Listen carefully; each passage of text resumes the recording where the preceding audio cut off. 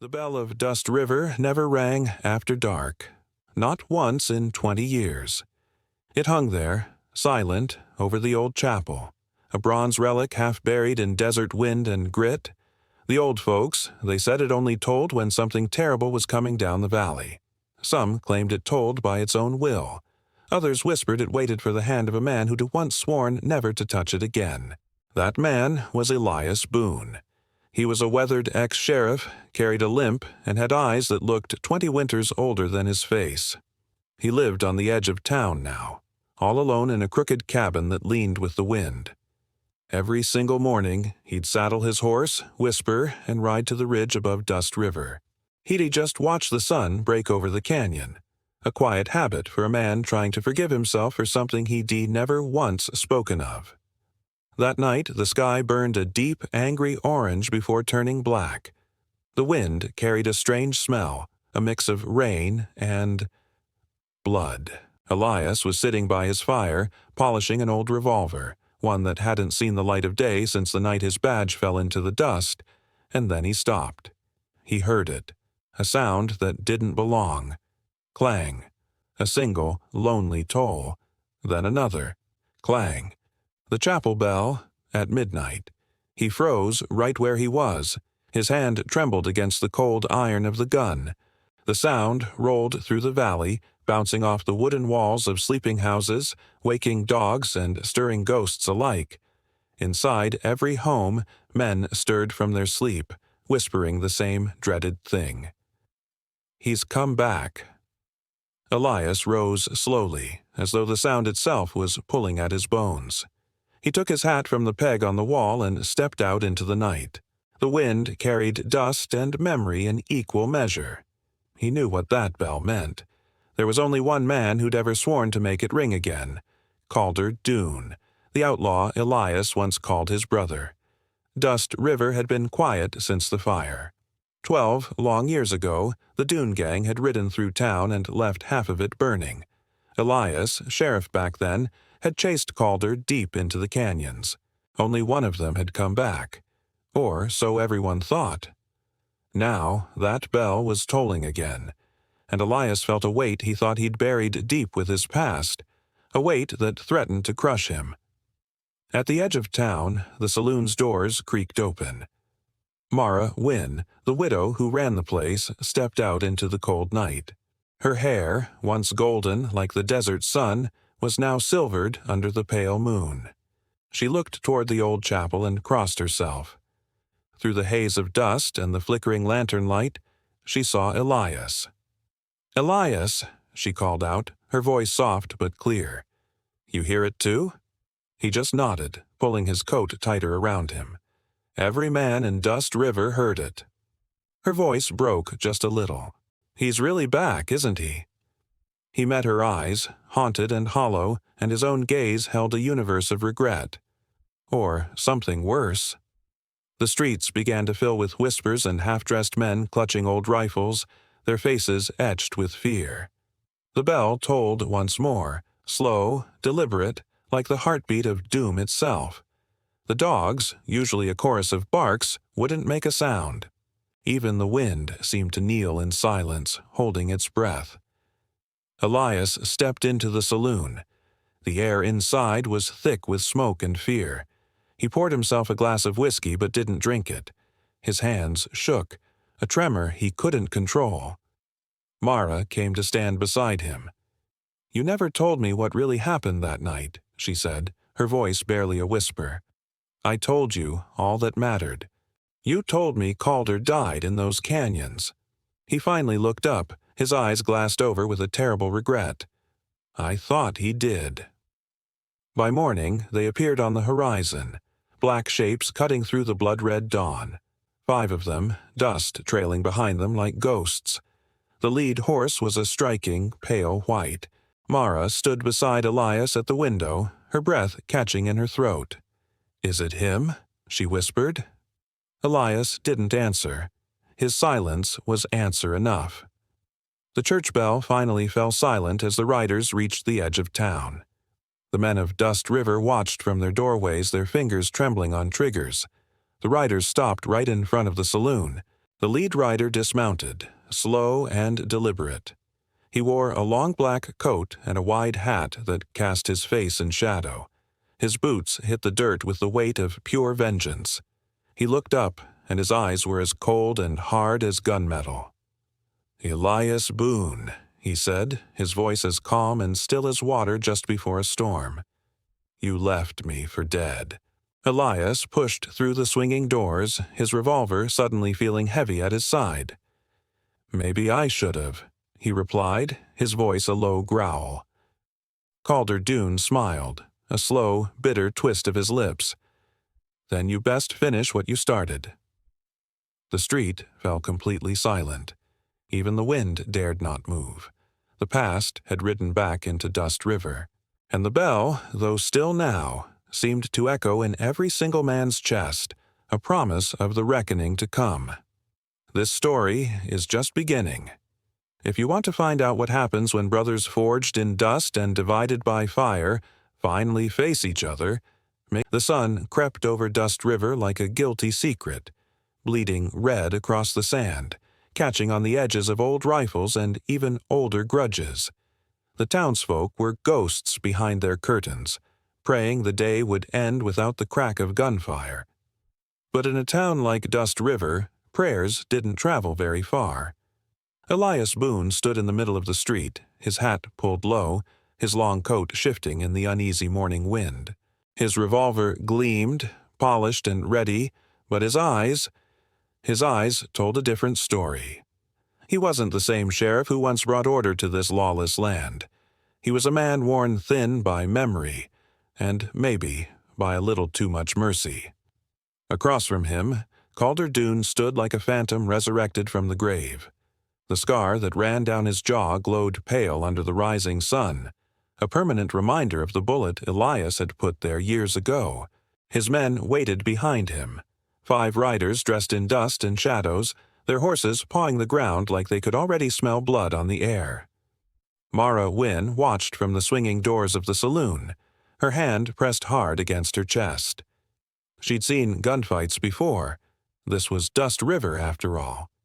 But this one was different. This wasn't about land or gold. This was personal, as old and stubborn as the hills surrounding them. "Calder," Elias called out, his voice steady but laced with a deep weariness. "If you came here for revenge, you'll get it right here, but you leave the town out of it." Calder's mouth curved into something that wasn't quite a smile. It was colder, sharper. "You think this is about revenge, Boone?" "What else could it be?" Elias countered. "You left me to die." Calder's voice was low, but it carried across the street, cutting through the silence. "Buried under rock and fire. But while I was bleeding out, I heard something, a bell, same as the bell I heard ringing last night. The only difference is, now it tolls for you." He motioned to one of his riders. The man dismounted and tossed a burlap sack into the dust. It landed with a dull, heavy thud. The sack split open, and a sheriff's star rolled out, glinting in the morning light. It was Elias's old badge, rusted, bent. The few townsfolk who had gathered behind barrels and porches gasped. The badge looked like an old wound that had never properly healed. Calder's voice sliced through the tension. "You buried your honor the night you shot me and left that canyon burning. You thought you were the law, but the law is just a story men tell themselves to feel a little less dirty about the things they've done." Elias stared at the badge in the sand, then looked back at the man he once called his brother. "You always did twist the truth to fit your own sins, Calder. And you always thought you were above them." Calder shot back, his hand inching toward his hip. The standoff felt eternal, just wind, dust, and 2 souls tangled in a past too heavy to ever bury. Then Calder's hand twitched, but not for his gun. He reached into his coat and pulled out something else entirely, a small wooden cross, cracked right down the middle. Elias froze. His confident posture crumbled. Where did you get that?" "From the ruins of your house," Calder said, his voice dropping. Elias's breath caught in his throat. My wife's grave marker. Calder nodded slowly, his gaze unflinching. I found it in the ashes 12 years ago, but the funny thing is, she wasn't alone. Myra gasped from the saloon doorway. Elias's voice came out raw, a sound of pure agony. What are you saying? Calder's eyes for just a moment seemed to soften. They looked almost sorrowful. There was a child there, Elias. Your child. The words hit Elias like a physical blow. He staggered back a step. That's not true. I buried them myself, Boone, Calder interrupted, and for the first time his own voice cracked with emotion. I didn't know you'd survived the fire. If I had, maybe I would have shot you clean right then and there. An absolute silence swallowed the street. Even the horses seemed to hold their breath. Tears rolled silently down Mara's cheeks. For Elias, for Calder, for the weight of it all. That night, Dust River turned cold. The storm that had been threatening all day finally broke, its wind slicing across the plains like shattered glass. Elias sat alone in the saloon, a full glass of whiskey untouched on the table, staring into the fireplace. Every crackle of the burning logs reminded him of the sound of his home burning down, of the life he thought he'd lost. Mara approached quietly, placing a lantern on his table, its warm light pushing back the shadows. You never told anyone you had a family, she whispered. He didn't look at her, his eyes fixed on the flames. Didn't think it mattered anymore. It matters now, Elias. He finally turned then, his face a mask of grief in the trembling firelight. Calder's lying. He has to be. Maybe, she said softly, her voice full of a compassion he didn't feel he deserved. But the way he looked at you out there, he wasn't proud of what he said. He was broken by it. Elias stood up, his jaw set, his shoulders squaring as if he were stepping back into the role of sheriff, back into a world of judgment. If he's telling the truth, I'll find where he buried them. And if he's lying... He glanced toward the door, toward the howl of wind and the distant rumble of thunder. Then I'll end this, once and for all. Before the first light of dawn, he was saddling his horse, Whisper. The storm had left the desert slick with mud, the air heavy with the smell of rain and regret. As he rode toward the canyon, the same canyon where the fire had swallowed half his past, the chapel bell began to ring again. Not once, not twice, but over and over. A relentless, haunting toll that echoed across the plains. Clang, clang, clang. The chapel tower was lit up by flashes of lightning. Back in town, Mara ran outside, clutching her shawl against the wind. "Elias!" she screamed into the storm, but he was already gone. A lone figure swallowed by the darkness, riding toward vengeance or truth. At the canyon's edge, lightning split the sky, illuminating the twisted, blackened rocks. And there, in the flickering, unholy light, stood Calder Dune. He was waiting, his coat whipping in the wind, one hand resting on his holster, the other holding that same broken wooden cross. "You came," Calder said, his voice hollow, almost lost in the wind. "I came for the truth," Elias replied, dismounting, his boots sinking into the mud. "Then you best be ready to hear it." The next flash of lightning turned the world white, and with it came the deafening crack of a gunshot. One of them fell. Sound of wind and distant, rolling thunder. When the bell rang at midnight, every man in Dust River knew who was coming. It wasn't the call to prayer, it was a warning, a promise of blood on the sand. Sound of a single, slow, melancholic bell toll.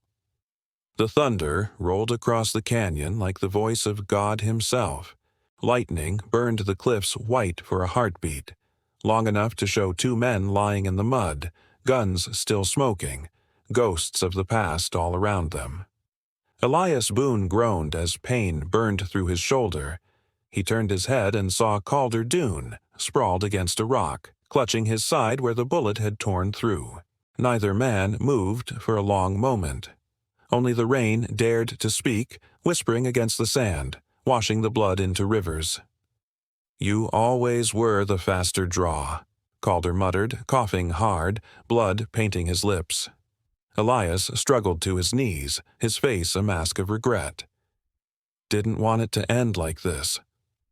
Calder laughed, a bitter, broken sound. "That's a lie, Boone. We both knew it had come to this the moment the fire started." The rain softened, and in the distance the chapel bell began to toll again. Slow, sorrowful, carried by the storm wind. Elias looked toward it, his face streaked with rain and grief. "That bell," he whispered, a sudden chill running down his spine. "It wasn't you ringing it, was it?" Calder smiled faintly, a ghost of his old self. "No, guess Dust River's ghosts got restless tonight."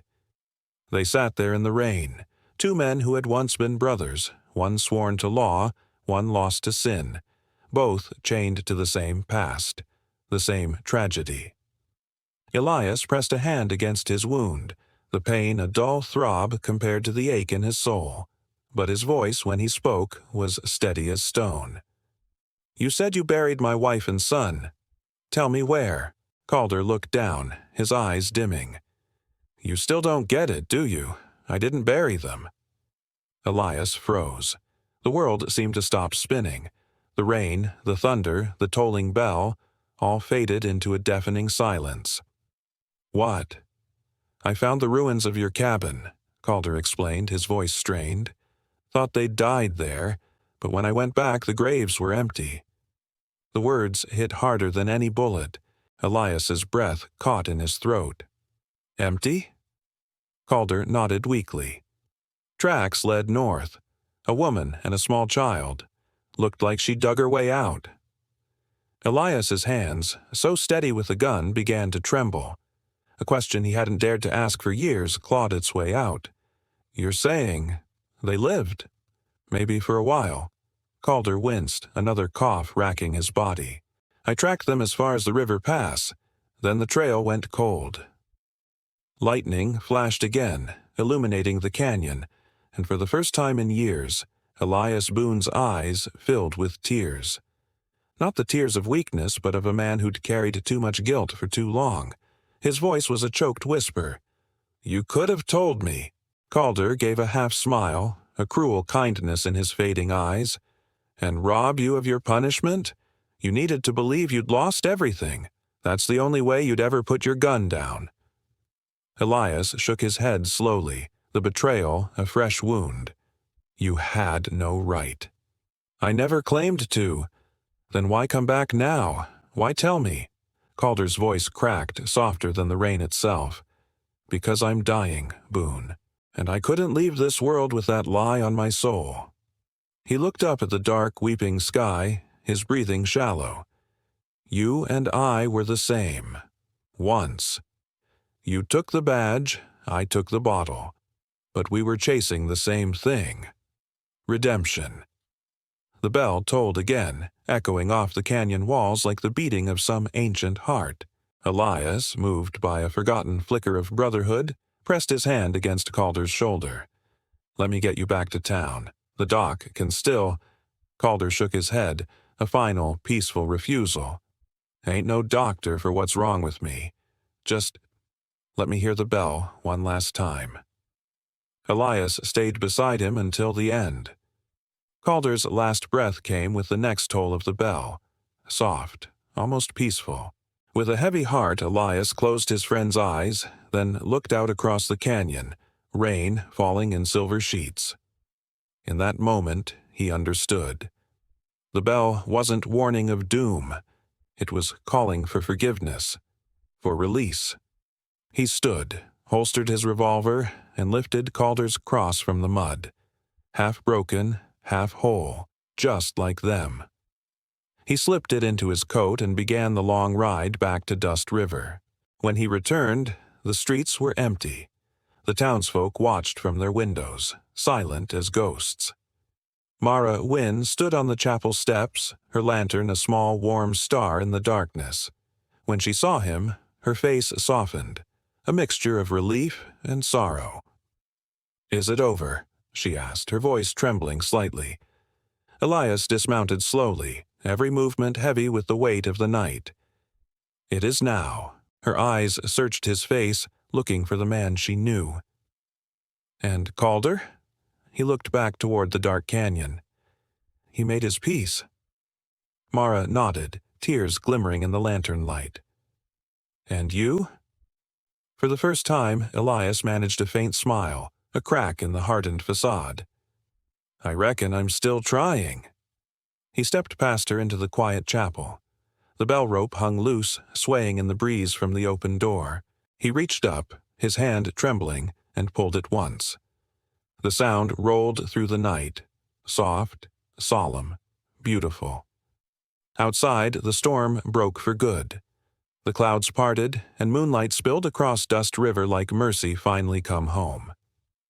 Days later, when the sun rose warm over the valley, a rider appeared on the horizon, a woman in a weathered coat, leading a small boy on a pony. They stopped at the edge of town, looking at the collection of weary buildings. The boy looked up at her and pointed, his voice clear in the morning air. "Ma, that's the place where the bell rings." She smiled faintly, a smile that held years of hardship and hope. "It is, son. That's Dust River." And from the chapel tower, as if it somehow knew, the bell gave one gentle, welcoming toll. Home. Thank you so much for joining me for this story. If you were moved by the journey of Elias and Calder, please hit that like button and subscribe for more tales from the dusty trails of the Old West. We'll see you in the next one.